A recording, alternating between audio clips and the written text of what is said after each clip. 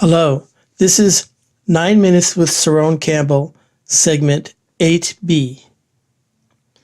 Previously in segment 8a, we were discussing how children have naturally occurring affinity to the idea of God, and children are experiencing what is rightly called spirituality.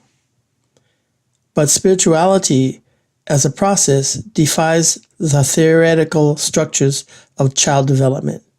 Thus, children often wonder about God without any intellectual or historical understanding of the concept.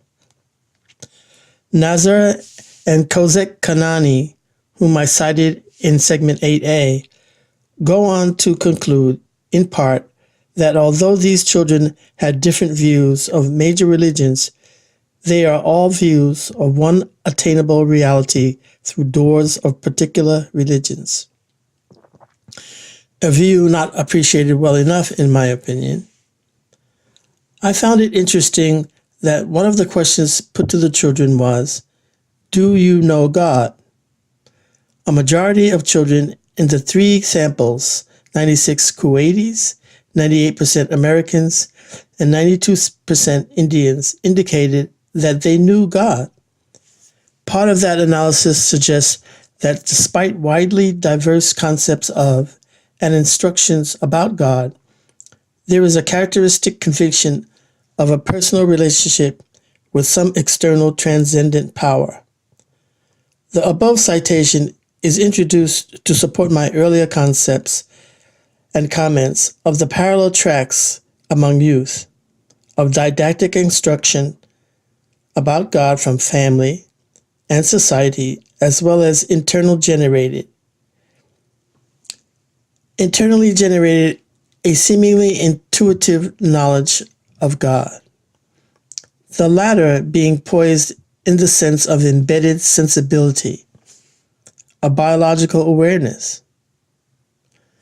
Children show a separate personal interest in the idea of God from youth on, and against them the gloves are off from youth on.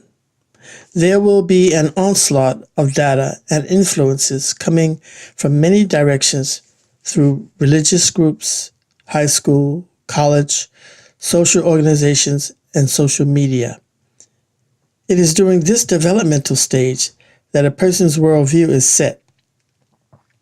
The socialization is from the ethnic culture and from the society at large. What outcomes are possible? If the outcomes of behavior from people that practice religion, when combined with the outcomes of behavior from mentors, community leaders, government leaders, and other cultures, show nothing good, stable, and sustaining that can be emulated, then this idea of God is also set aside. Youth is about fun. So, evil from the perspective of the youth is uninteresting because it spoils the fun. It is not practical and so not worth trying to understand. They end up with the idea of God as well as the idea of evil, both as set-asides. The playbook for life then becomes the next authority, after they break the constraints of their parents, of course. What is the next authority? It is values set by culture. Steering through regional cultural norms has a captain, and that is always your worldview. You must come to grips with the fact that we are all molded from a child on. Our worldview is mostly adopted. As we get older, it morphs and updates, but those core values, not so much. We will continue to discuss worldview and regional cultural norms, then on to how beliefs are held in individuals. All this to grasp the difference between opinion and justified belief of the facts. If as an adult you are still using borrowed beliefs for critical matters of importance, you will be anxious about those matters. Once you process true knowledge of the facts accepted as beliefs and have made them your own, you are now mature in your belief. Imagine all the clutter and baggage that is attached to information in your worldview, influenced by opposing worldviews and changing over hundreds of years.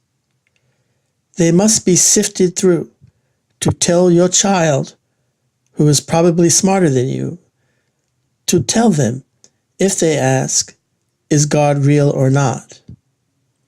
Please comment to this segment at syronecampbell.wordpress.com.